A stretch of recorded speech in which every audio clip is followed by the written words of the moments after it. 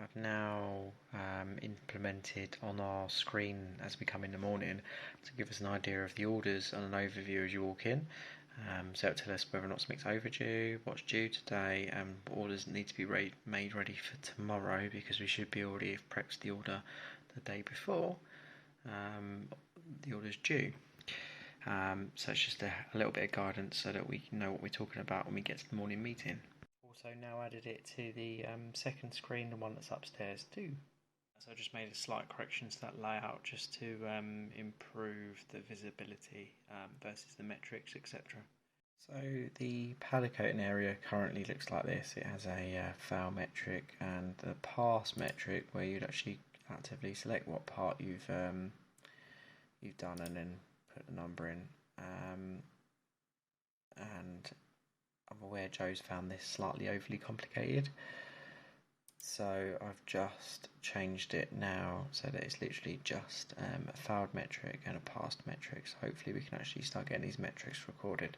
So I've further simplified the powder coating area. I've removed the requirement to select the actual parts that are powder coated and just literally stuck with fouled parts and the submit button and passed parts and the submit button. But I've also added a metric so you can see where you're at in terms of your part count. Okay, so I've resorted out the electronics area. I've given us the metric. We've got our list as we had before with all of the customers, their lead lengths, etc. And you can mark as complete and it'll mark it off on the system. And same with the LEDs as well. So it'll help guide us in terms of what we actually need to build and whatnot. Machined and measured parts is being cleaned up on the face. Now also added the metric for machined parts. So we've set a new recommendation from a powder coating group, a new one that I've joined that's way better than the last powder coating group.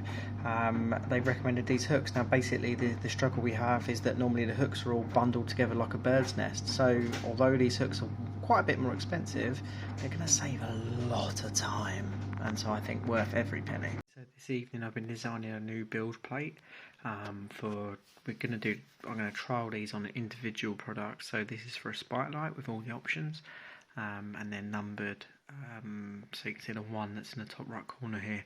So I'm going to give one a go, get the guys to test it and see what they think, and if hopefully it helps them pick parts and basically get us a bit more organised, and see what we're missing or we have, etc.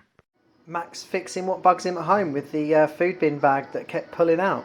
Great job. Progress on the extraction. The main pipe has now come out. I need to go pick up some bits from TLC and then I can kind of carry this on. Right, so Patrick, what's the issue that you're having at the moment? Too many people not picking up their rubbish. Okay. As they go along. And what are you, so at the moment you're having to pick it up and put it in your hand at the minute, right? Yeah, but I'm going to take a bag. Okay, here's your improvement. And go along. And that way I don't have to go back to the bins all the time. Amazing, well done Patrick. There you go, there's Patrick's improvement. He's put the bag and the picker and it's all there on the wall ready to go for the next time we need to clean tomorrow. Max, what's going on, mate? Max, what's going on? What's the issue? Right, so currently when we turn the Hass on, the Hass extractor doesn't turn on with it and we forget to turn it on. So we could start running it for a good hour or so and we won't have the extractor on. So it's a health and safety problem. So we're going to, Chris is now going to wire it into the Hass, so when we turn the Hass on, it will automatically turn on with it. What happened? So I've now wired that extractor fan straight into the Hass lathe. So in theory, when I turn this on, this fan should now be going. Hopefully. Yes it is, yeah, sucking. So basically as soon as the lathe turns on, it's now on. So all the duct work is now done. It's just the fans ready to need to be done. So we've got our inlet there for the PCB oven, the one for the laser, one for the injection mould behind Max there, and one over the soldering as well. So tomorrow it will be on to doing the fans and the duct downwards.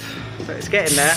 We've connected that to the pipe there and connected it into the outlet as well. Just asked me about whether or not we can find out where the order was actually sent to, and at the moment I've got no way of tracking that. So there is actually tracking number saved, but I can't actually see it here, so let's fix that. Has just asked me about whether or not we can find out where the order was actually sent to, and at the moment I've got no way of tracking that. So there is actually tracking number saved, but I can't actually see it here, so let's fix that. So here the boys noticed that this rack, when it was holding these, it was hanging over the edge and people were catching it, so we've just turned it around. Simple little improvement, but it saves tidying it up every time.